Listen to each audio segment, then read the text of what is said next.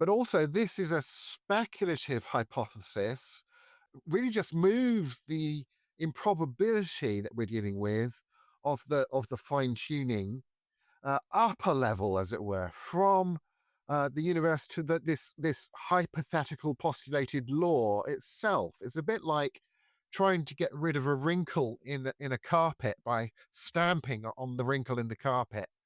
Well, that will just Yeah. move the wrinkle along somewhere else. It doesn't really deal with the issue.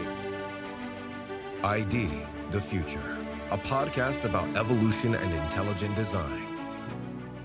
If a friend, family member, or colleague lodges an objection to the fine-tuning argument for intelligent design, are you ready to respond? Hey everyone, I'm Andrew McDiarmid and welcome to ID the Future. Today I conclude my two-part conversation with philosopher and intelligent design scholar Peter S. Williams. We're discussing his comprehensive list of objections to the fine-tuning argument, as well as responses that he's assembled, along with information from others for each. Now, in case you don't know Peter, he's based in Southampton, England. Williams is an adjunct professor in communication and worldviews at NLA University College in Norway and a trustee of the Christian Evidence Society. He is author of several books, including An Informed Cosmos, Essays on Intelligent Design Theory. We've spoken about that one in the past, so you can look up that episode if you want to learn more about his book. Well, Peter, it's good to have you back. Grand. Nice to join you and your audience. Yeah, so in the first half of this discussion, we set things up by reviewing the fine-tuning data that has emerged, and you broke down for us the fine-tuning argument. For those who have not enjoyed part one yet, can you go over just how the data becomes the argument for intelligent design? Yeah, sure. So we went into some of the detail of the data in that previous episode to kind of cash out the first premise of the argument, which would be that our universe exhibits this highly unlikely but also specific pattern of natural laws and constants and initial conditions that jointly permit the existence of kind of interesting functional complexity, such as chemistry existing in the universe, let alone organic chemistry and complex life forms like us. The second premise would be that we have one or more principled ways of inferring to design from data, to ruling in design as the best explanation of some data set. And that can be cashed out in kind of multiple ways, from a philosophical principle of credulity, like the British philosopher Richard Swinburne talks about, in terms of specified or indeed irreducible complexity, in terms of a full-blown kind of Bayesian probability analysis kind of argument. And I think all of those kind of methods of making this kind of inference would, applied to this fine-tuning data, suggest that there is real design is the best explanation of that data. And then I would want to kind of move on an extra step and say it's one thing to arrive at a conclusion of design, and it's another thing to have an argument about whether the best candidate for the source of that design, that genuine design, is God, say. There are lots of other competing candidates that it could be. So you need another step in the argument to say that a theistic design explanation is the overall best explanation. But that's a step on from arriving at a design explanation. You can agree that, yes, we need real design to explain this, real intelligence is behind the universe, but then you can have an argument about, well, what is that intelligence like, right? Well, in part one, we covered two groups of objections. The fine-tuning isn't even real set, and okay, it's real, but it's not surprising set. So by way of quick review, let's just touch on just one objection that typifies each of those groups.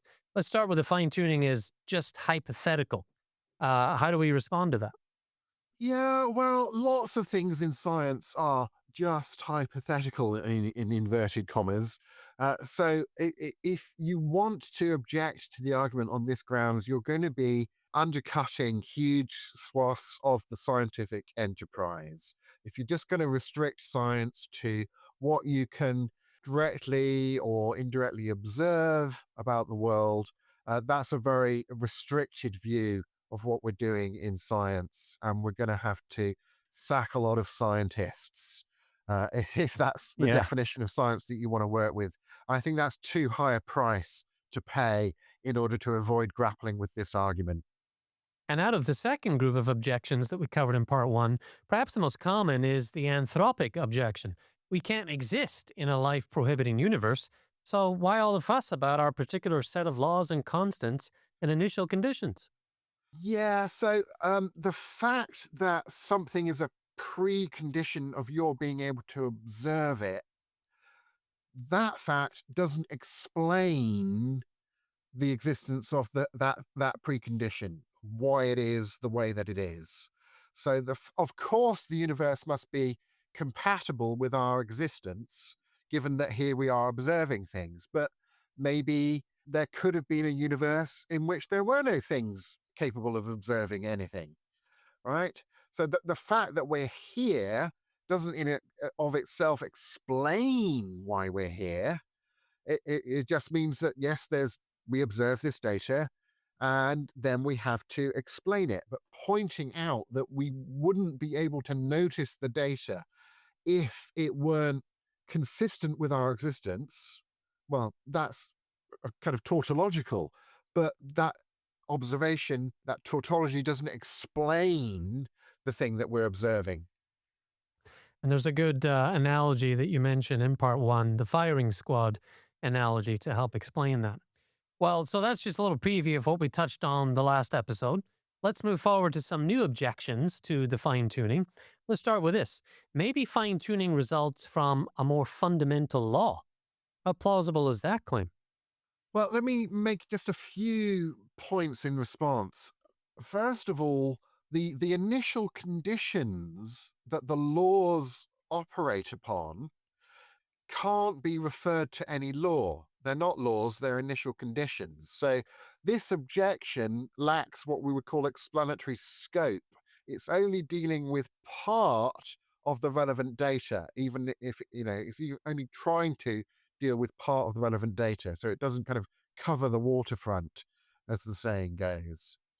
But also, this is a speculative hypothesis, really just moves the improbability that we're dealing with of the fine tuning upper level, as it were, from the universe to this hypothetical postulated law itself. It's a bit like trying to get rid of a wrinkle in a carpet by stamping on the wrinkle in the carpet. Well, that will just Yeah. move the wrinkle along somewhere else. It doesn't really deal with the issue. And indeed, I would say it's implausible to think that a single law could contain all of the information needed to specify the complexity of our universe's physical processes and initial and so on and so forth.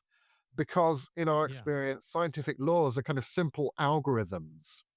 They don't contain huge amounts of information.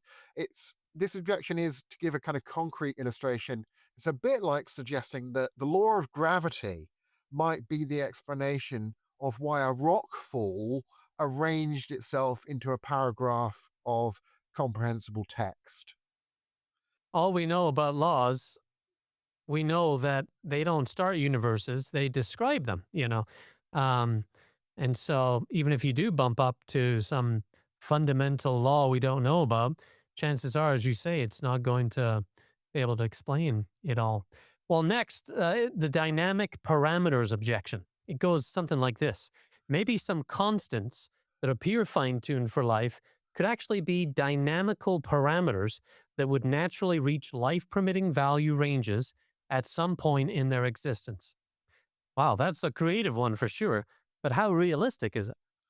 Yeah, well, there has been some discussion recently, for example, about so-called dark energy and whether that is a parameter that is the strength of it, at least is changing over time. Whether that's a kind of indirect observation or indirect theoretical kind of postulate.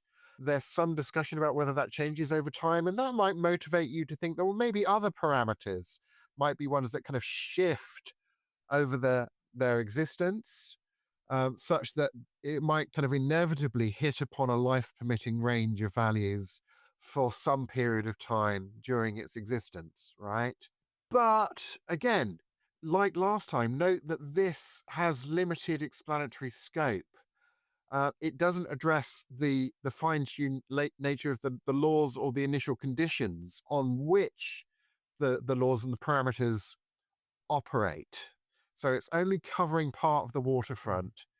And absent evidence of dynamism in these parameters, it's also ad hoc. So Occam's razor would favor postulating that the simpler hypothesis of consistent constants, of constant parameters rather than dynamic ones.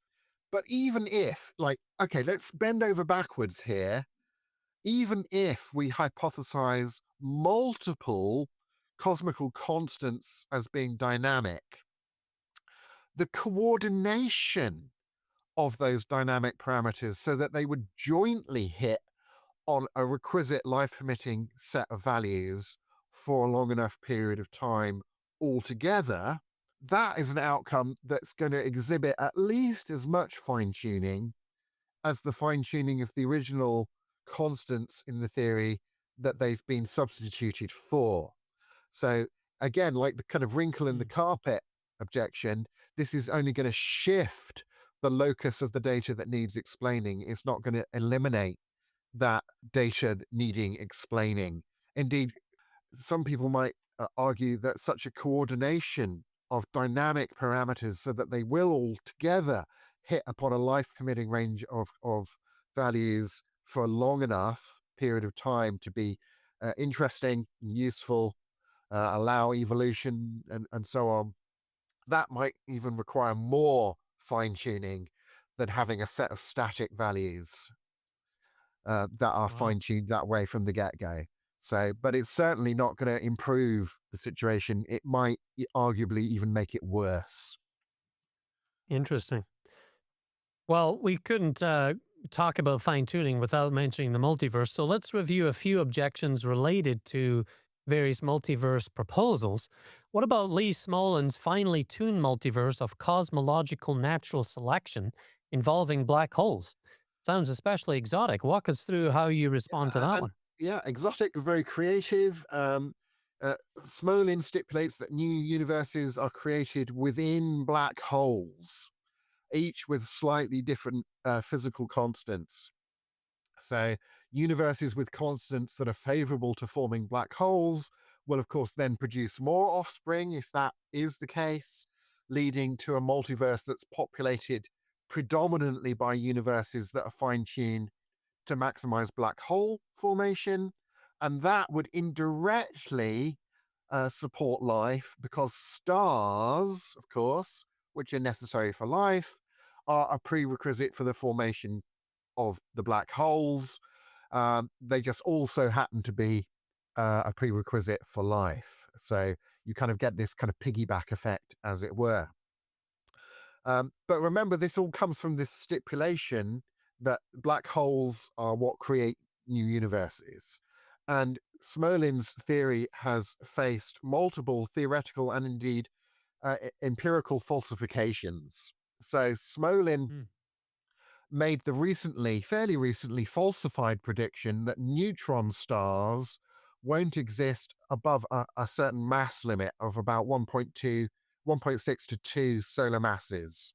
But in 2022, so fairly recently, a massive neutron star was discovered with a mass around 2.35 times as much as the sun. So that's pushing back on that prediction. Atheist cosmologist Alexander Vilenkin says that the rate of black hole formation can be increased by increasing the value of the cosmological constant, and that falsifies Smolin's conjecture that the value of all constants of nature are adjusted to maximize black hole production. Actually, they don't seem to be maximizing black hole production. Indeed, Smolin assumes that a universe producing lots of black holes will produce lots of stars. But actually, we now think that the opposite is true. The universe most proficient at making black holes is one that produces primordial black holes, meaning that life-permitting universes would actually be weeded out by Smolin's evolutionary scenario. So it actually has the opposite effect to the one that he was postulating that it might have. Also, contra Smolin, the scientific consensus now is that black holes don't lose information and so don't spawn new universes. I think there was an interesting bet on this matter had with cosmologist Stephen Hawking and a colleague on this. Leonard Susskind says that Smolin's idea is tied to Hawking's old claim that information can fall into a black hole and get trapped behind the horizon. But the last decade of black hole physics and string theory has told us that no information can be transferred in this way. Okay. So there are a number of kind of empirical problems with the theory, even before you get into some of the kind of implausible and ad hoc assumptions that Smolin had to make in order to get the theory to work in the first place, such as, wormholes are generally thought to be unstable and to collapse faster than anything could pass through them. So the idea that a black hole kind of functions as a sort of portal hole through which things can pass and a new universe with a different kind of configuration of constants can get birthed and so on. And the whole theory, of course, relies upon prior fine-tuning. For this cosmological natural selection to work, there has to be this kind of conjectured meta-law, again, as we were talking about, that governed how the universes spawn. And that meta-law has to be fine-tuned in the right way. And so he assumes a prior fine-tuning, even if the scenario were to work, it would depend upon fine-tuning that would again need explanation. Pushing that wrinkle further down the carpet. Yeah, wrinkle in as the it were. carpet. It's a recurring theme with these multiverse explanations. Well, is it the same with Roger Penrose's conformal cyclic cosmology, it's called? Give us an idea why that's problematic. Yeah, again, there's an issue of explanatory scope here because, any bouncing cosmology, where you've got one universe bouncing into another universe, only addresses in this case, it addresses the universe's highly ordered initial conditions, but it's not addressing the rest of the waterfront here. But Penrose's particular version of a kind of bouncing cosmology lacks evidence. He has pointed to certain parts of the cosmic microwave background radiation and tried to argue that there are various anomalies in that radiation map that are best explained on his model. But several independent research groups have reanalyzed the cosmic microwave background radiation maps and have generally found that those features that Penrose would point to are consistent with statistical fluctuations or artifacts of data processing. So there really isn't any verification of his theory. But then there are theoretical problems with the theory in that it requires, for example, that all matter, including even electrons, will decay into massless photons in the far future. And that violates standard physics. And as we said before, physics is provisional and could be overturned by sufficient evidence to the contrary, and we reformulate our theories and so on. But you do have to kind of go with what our best theories are at the moment and provide enough evidence to overturn a prevailing theory. It requires that black holes will evaporate again. And so there are a number of kind of theoretical issues that point against the theory. The data he points to try and give evidence for the theory is generally disputed by other research groups analyzing the same data. And anyway, it only covers, again, some of the relevant data that needs explaining. Well, and then there's some researchers that lean heavily on the mathematics. How about Max Tegmark's mathematical universe hypothesis? Does he really think abstract math gets us to physical reality? Well, yeah, that's an interesting question of how one would think that that would happen, right? How do you go from a kind of platonic abstract realm? I mean, kind of the philosophical definition of abstract is like not causally, not causally connected with things. Tegmark assumes that mathematical existence and physical existence uh, basically end up being equivalent. So all Mm. mathematical structures have the same ontological status. Um, well, wow. That seems to be like a maximal contravention of Occam's razor, right there, to make Yeah. that assumption. And even as I say, even if you were some kind of Platonist about mathematical structures, how does abstract math get? The technical term here would be kind of reified, turned into physical reality. Um, Indeed, people have argued that Tegmark's hypothesis is disconfirmed because a typical universe in the mathematical multiverse would be expected to have really complex laws, not simple laws in the sense that our laws are simple. They're Mm. simply mathematically simple, shortly writable out laws rather than like really, really kind of labyrinthine mathematical structures to them. Atheist physicist Alexander Vilenkin, again, in his 2006 books, Many Worlds in One, um, argued that the number of mathematical structures increases with increasing complexity, suggesting that typical structures should be horrendously large and cumbersome. This seems to be in conflict with the beauty and simplicity of the theories describing our world.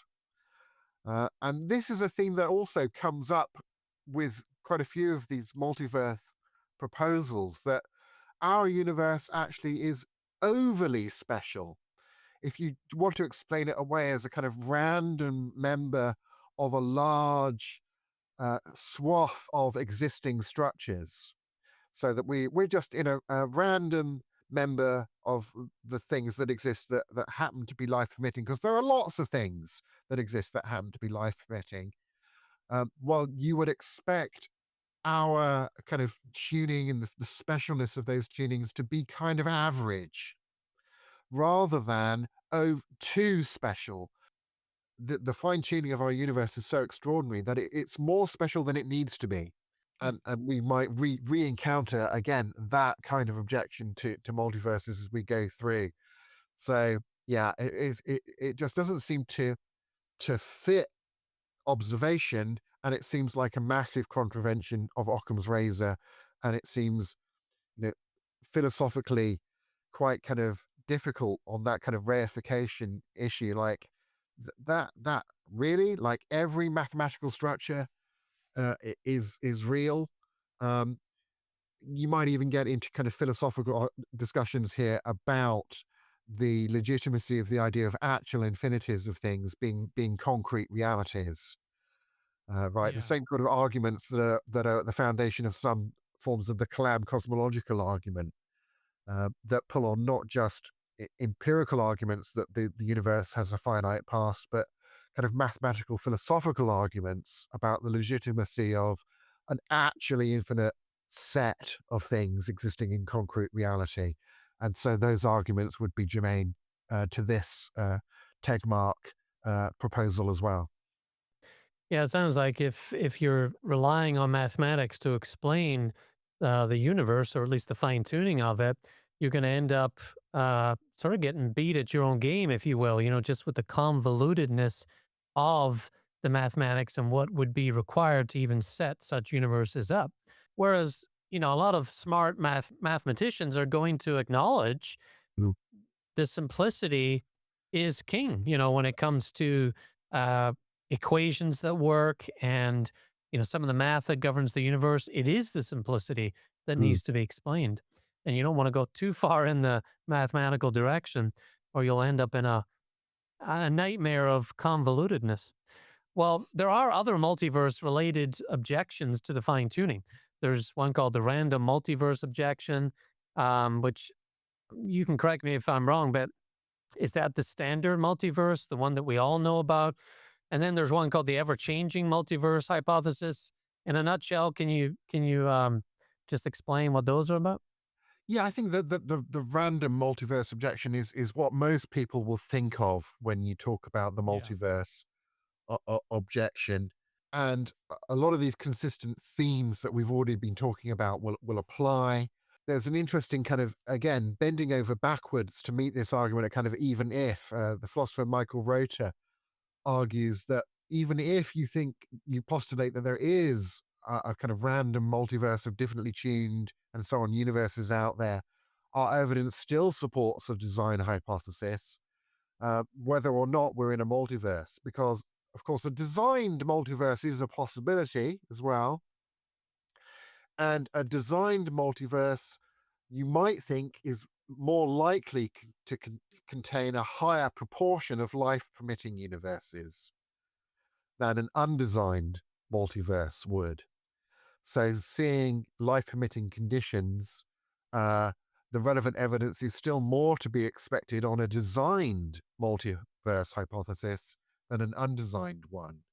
But that's kind of, so even if we bend over backwards to meet this objection, it doesn't seem to work. But just meeting it head on, the physics is ad hoc. You get this wrinkle in the carpet problem that the scientific multiverse theories assume some kind of mechanism for producing these differently tuned universes. I mean, the question is, okay, you postulate that there are lots of universes, but why are they all different? Why aren't they just photocopies of the same sterile, lifeless universe? What makes them all different, right? And as soon as you have some kind of mechanism for churning out different universes, why is a life-permitting universe within the range of universes that this mechanism is capable of producing? And does this mechanism itself display fine-tuning? An irreducibly complex set of laws and things. Again, it's not going to be like a simple law is capable of doing these things. You're probably going to need a whole set of things, theoretical entities involved in that production of universes process, and then that thing itself is going to exhibit fine tuning. Indeed, folks like Stephen Meyer have argued that on inflationary cosmology, the prior fine tuning of the mechanism that it invokes actually requires more fine tuning than the fine tuning that system is proposed to explain. So you can explain the data with this kind of mechanism, but you end up postulating a mechanism that's even more finely tuned than the thing that you've explained. Not only do you push the ruckle in the carpet, but the ruckle gets bigger as you try and push it away. And again, lack of independent evidence. Given a lack of independent evidence that there are many universes, it's ad hoc. It's a bit like saying, okay, how would you respond to someone who claimed that a book might not have an author? Because if there existed enough monkeys with enough typewriters and enough time, then they could, in theory, produce that book. Nobody looks at a book and says, aha, there must be lots of monkeys with typewriters somewhere. Yeah. Right? In the absence of independent evidence for enough monkeys and typewriters beavering away for long enough to produce a book at random, the one author explanation is eminently preferable. And the same argument, I think, applies in the case of these kind of multiverse attempts to explain away the data. It also arguably undermines science, because if you postulate enough different universes to erode the improbability of our universe, and to say, well, it's not surprising because there are lots and lots of chances of getting a life-permitting universe, you might end up postulating a scenario in which there are so many kind of resources for things happening out there that it undercuts the whole scientific enterprise, because any data that you look at and you say, oh, that's interesting, I wonder what explains that, you might end up Yeah. just saying, well, it's a multiverse. Really weird, interesting, unlikely things happen. There's nothing to be explained here. If the fine-tuning of our universe doesn't need explaining, then a whole lot of other stuff doesn't need explaining. And that's what science is all about, looking at things that are kind of interesting and surprising and saying, what explains this? But you would undercut the process. You just end up saying, well, stuff happens, right? Yeah. So that's kind of interesting objection as well. And again, you get this kind of disconfirmation from actually our universe is too special. People might have heard of this kind of whole Boltzmann's brain problem. Like, it's very unlikely that out of the random quantum foam of the universe, a thinking brain would pop into existence. But that's much more likely than the fine-tuning of our universe is. So if we were happen to be in a random member of a huge multiverse of universes, the probability is, on a naturalistic hypothesis, that we would be Boltzmann brains. And the problem with that is not so much the problem that maybe we're Boltzmann brains and we're not who we think we are and we're being deluded, but that actually the sensible thing to think, of course, is that we're not Boltzmann brains. We're actually fully embodied beings with a history and so on. And so that this is observational evidence that counts against the multiverse hypothesis, because again, what we observe here and now is too special to be just explained away as a random member of a multiverse. So that's those kind of similar themes you see cropping up again and again. And if you try and say that, well, these traditional multiverse theories have this kind of fixed algorithmic or kind of some sort of structure that governs the creation of universes. Well, maybe that mechanism changes over time, so you don't you don't have to fine tune it because that just changes. Well, again, you end up appealing to for how long? The infinite amounts of time. There's difficulties with infinity there. What accounts for the meta rules by which this meta universe producing system works? Right? Yeah. You keep kicking up this. Any law in science might just be a temporary local algorithm subject to change as the meta rules of the multiverse shift randomly or in ways that we don't understand. So again, it would undermine the practice of science and so on. So I think the lower price tag to pay is to stick with this observation of the unlikely but specified pattern that produces this functional complexity and life-permitting values of our universe, and say, what best explains that? And we have to think through these different options. But when we apply these kind of standard rules for best explanation of, explanatory scope has come up time and time again. Are we just explaining away and shifting the ruckle in the carpet, but not really explaining the data? We're just, moving where the explanation has to start from. That doesn't really get us, as far as we want to go in explaining things. So, yeah, I don't think the Right. multiverse is ultimately a good response, a good alternative to a design inference from this data. Yeah, start with the data we have and the universe we can currently observe. And if we ever do get observable evidence from another universe, we'll revisit.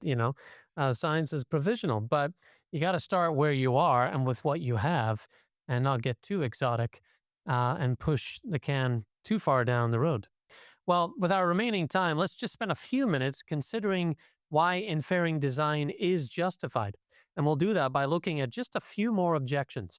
Let's start with our favorite Darwinian materialist, Richard Dawkins. What is your response to his anti designer objection? Who designed the designer? Yeah, and this is kind of the objector to the fine tuning design argument, saying, but isn't postulating design kicking the can too far down the road? Isn't that too exotic? And Dawkins is saying it is, because if you postulate a designer, well, then you immediately have to ask, well, who designed the designer? Wouldn't the designer be something that would itself require explanation, right? Well, again, here's a couple of points. Does inferring the existence of an author of one of Richard Dawkins's books, does that represent an explanatory advance over the no author hypothesis when faced with one of Dawkins's books? I suggest that postulating an author, in this case Dawkins, does help explain, is actually the best explanation for the existence of his books. But Richard Dawkins is something who's, much more complicated than the book that he explains. And he's obviously something that we can point to and say, yes, but what explains the existence of Richard Dawkins? Okay. But those questions are not an objection to thinking that Dawkins is the best explanation of his book. So, as the American philosopher William Craig says, in order to recognize an explanation as the best, you don't need to have an explanation of the explanation necessarily. You can say, this is the best explanation, but then ask what explains that. Ultimately, we want to push our explanations to a satisfying endpoint, of course. But because inferring design is not the same thing as inferring to God, there is a discussion here about the nature of the designer and what is the best understanding, the best explanation and understanding of the designer.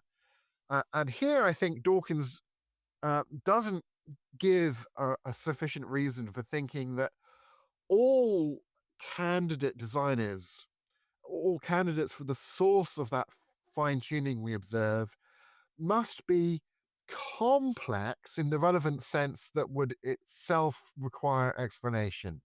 So, which is exhibiting specified complexity rather than mere complexity. But for that to be the case, to exhibit specified complexity is to require something to be a contingent arrangement of things. But one of the explanatory benefits of postulating God as a designer is that it makes sense to say God exists necessarily. God is not a contingent arrangement of parts or a contingent arrangement of things, or could have been different kind of a thing. Whereas, as we said, argued earlier, the universe does seem to be the kind of thing that could have been different, is contingent. So, and Dawkins doesn't really give a good argument for thinking that any designer must exhibit specified complexity. He gives arguments showing that designers are in some sense complex, but all of the arguments he gives indicate that they have a complexity of function rather than of structure. This was something pointed out by the agnostic philosopher Anthony Kenny, who used the example of the difference between a cutthroat razor and an electric shaver, an electric razor. And he said, the electric razor is much more complex than the cutthroat razor. But actually, the cutthroat razor has more complexity of function. It can do more things than the very complicated electric razor. Indeed, the electric razor is so complicated that it's dedicated to this one job, and it's useful for shaving. Maybe you can use it as a paperweight, but the cutthroat razor you can shave with, you can chop vegetables with it, you could use it as a letter opener, you could use the end of it as a screwdriver, you could whittle with it. You could say it's got more things that it can do, but that doesn't show that it has complexity of structure. And Dawkins says, if the designer were God, he can listen to all sorts of prayers and he can do this and that. But none of those arguments that God must have a complexity of structure in the sense of having a specified complexity. None of those arguments saying that God would have to be a contingent reality rather than existing and having his essential nature necessarily, in contrast to something like the universe. So Dawkins's arguments are kind of category errors in philosophical Yeah. terms when you apply them to God as the candidate for that designer. So one of the reasons why I think God is the best candidate for the designer is it does give you a satisfying explanation to endpoint to explanation to that kind of problem of infinite regress of, well, okay, maybe you could say our universe was designed by other aliens in a parallel universe who've created some kind of universe production machine, right? But there, Dawkins's question would seem to apply. Wouldn't those aliens in another physical universe be things that exhibit specified complexity? Design might still be the best explanation, but there's still then an open question that needs further explanation. And that, in one sense, as we said, that's okay. That doesn't mean design's not the best explanation. But then you do need to go further in your explanations of things. And ultimately, we want to have an explanation that is the most satisfying kind of end point to that regress of explanations, to explain as deeply as possible, as it were. And that's something that the theistic hypothesis of some kind will give you, that aliens in a parallel universe, or we're all in the Matrix, or won't ultimately give you. Yeah, that's a great take on some of the arguments Richard Dawkins has made. Well, finally, for today, there's Sean Carroll, who tries a Bayesian reversal, arguing that fine-tuning actually supports naturalism because God could have created an immaterial reality, but naturalism requires a physical reality compatible with embodied life. Help us wrap our heads around this one. Yes. Well, again, the primary question is whether fine-tuning supports design as such over non-design. The whole discussion about theism is then a secondary discussion, I would say. That's the second step in the argument. Now, you can say that naturalism requires a physical reality by definition, right? But it doesn't require a physical reality that's compatible with functional complexity and organic life. Naturalism makes such a universe so extremely unlikely that our hypothesis, any hypothesis on which it's only unlikely, is vastly superior in Bayesian terms. So even if the existence of a physical reality per se is less surprising on naturalism than on the hypothesis of divine design, a physical reality fine-tuned for life is less surprising on the hypothesis of design, and it's also arguably less surprising on the hypothesis of divine design than it is on naturalism. Because even though, yes, God could have created persons without creating anything physical, he could create angels, right? Christians think that he has created angels, but God didn't have to create a universe of embodied persons. Whereas, if naturalism is true, there has to be a physical universe. That's kind of the motivating thoughts behind this, right?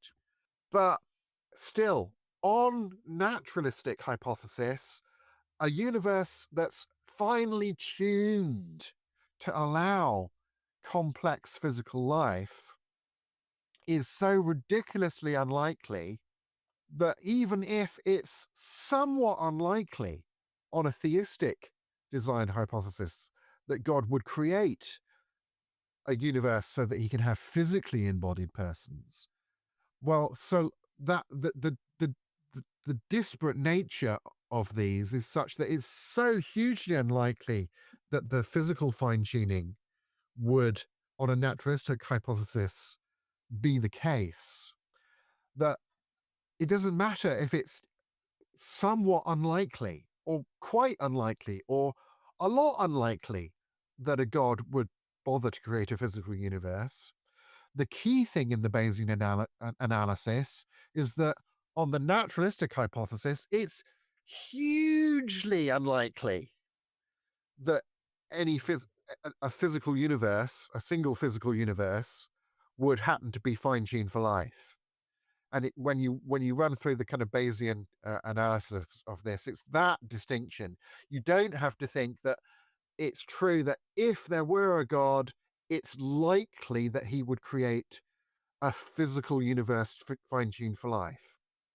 You can think that that's unlikely, but it still, so long as it's more likely than a single naturalistic universe happening to be fine-tuned for life, then the theistic hypothesis would overwhelm that naturalistic hypothesis. And that's why you then get into, well, what if there's a multiverse or whatever? That's where that would then come in. But it's a mistake to think that the Bayesian way of formulating the argument has to make the assumption that if God were to create, it's likely that he would create a physical universe with physically embodied persons in it, or compatible with physically embodied persons. That's not the premise that the argument needs.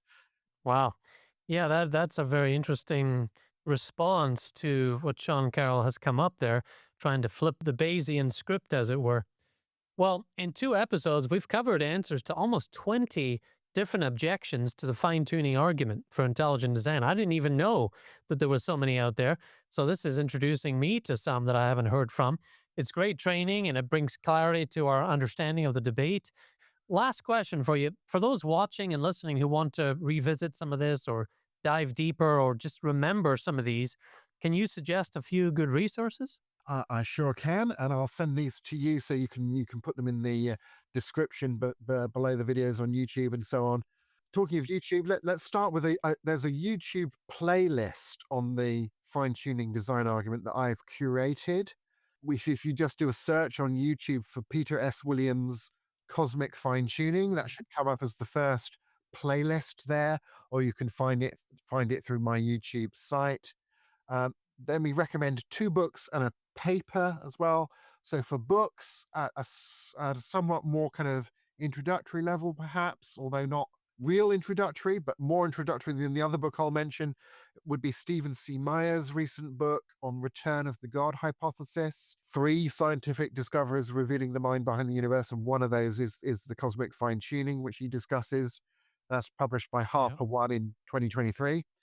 And then I've mentioned it in at least one of our episodes, the book by Geraint Lewis and Luke Barnes, A Fortunate Universe, Life in a Finely Tuned Cosmos, from Cambridge University Press in 2016. And then a paper, which I mentioned in our first episode, the paper by Roberto Fumagalli. The paper's called The Universe's Fine-Tuning Does Call for Explanation. And that was published in the Journal for General Philosophy of Science in 2025. And we'll put the link online. The paper's freely available online. And he's not taking sides. He's not taking sides on what the best explanation is, but he is taking side on the issue of, is the fine-tuning data that needs to be explained at all? And he's saying, yes, it really is data that really does need to be explained. So if you do want to dive, audience, into these in any more detail, or just be reminded of them, we will post these resources that Peter has mentioned so that you have access to that. Well, Peter, thank you so much for sharing the notes and research that you've done on this. I know that we've covered a lot, and but you did a great job of sort of unpacking it one step at a time and helping us to have some good responses to these objections. So thank you for joining us today. Thank you very much for having me. Well, so if you did miss part 1 of the conversation, be sure to go back and check that out. The full conversation is just a great opportunity to brush up on our understanding of this. You can learn more about Peter's work. He's written books, articles, he's even got music that you can enjoy. That's all at his website, peterswilliams.com.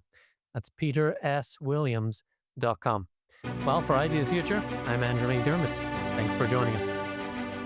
ID the Future, a podcast about evolution and intelligent design.